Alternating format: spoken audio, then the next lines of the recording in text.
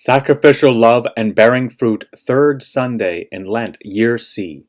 In today's reading from Exodus, God reveals his identity to Moses by speaking to Moses through a bush that was burning with a divine fire that did not consume, did not destroy the bush.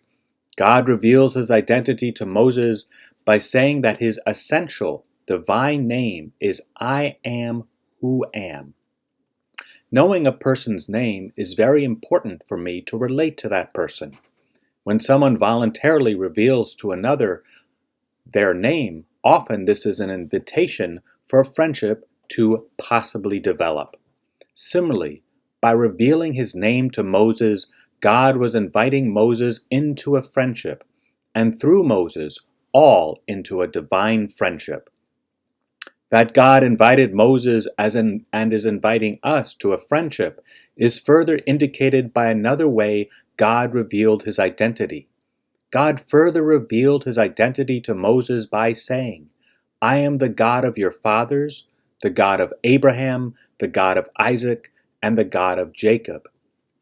With these words, God told Moses not only who God is in himself, in God's essence as existence, as being, but also who God is in relationship to human beings, as someone who knows our personal names and cares for us as our best of friends, who wants the best for us, participation in divine life for all eternity. When God sent his Son Jesus to be born into the world, God further affirmed his personal identity, and so we now call God in a deeply personal way by calling God by personal names, Father, Son, and Holy Spirit, while at the same time believing in God's divine unity. By so doing, we are affirming that not only does God relate to creation in a personal manner, but also relates to himself because God is relation, and as relation, God is continually calling us to become more relational, more Trinitarian, more caring of those around us, since we are made in God's triune image. At our deepest level, we are relational, social creatures who only experience happiness and deep peace when we are relating properly to others in a loving, respectful, truthful manner. By his death on the cross, Jesus revealed to us how God expects us to love one another.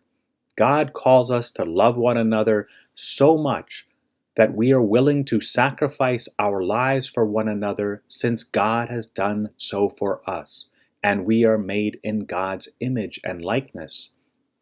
The image of the fig tree that Jesus refers to in today's gospel passage supports this divine teaching on selfless love, love that moves us to lay down our lives for those we love not selfishly, but selflessly.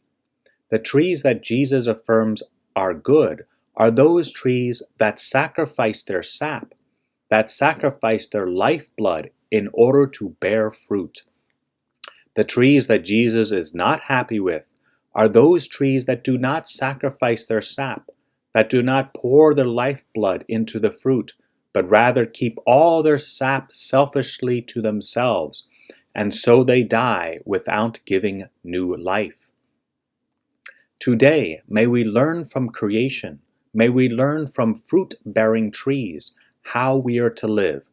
In participation in the life of Jesus, we are to sacrifice our lives so that others may live. This is ordinarily done by sacrificing a little time for our brothers and sisters, by giving a little money to those in need, by making the effort to both say good words about our brothers and sisters, build them up, and, when appropriate, to correct them. These are but a few sacrificial ways that we can, during Lent, give of ourselves so that others may live. God bless.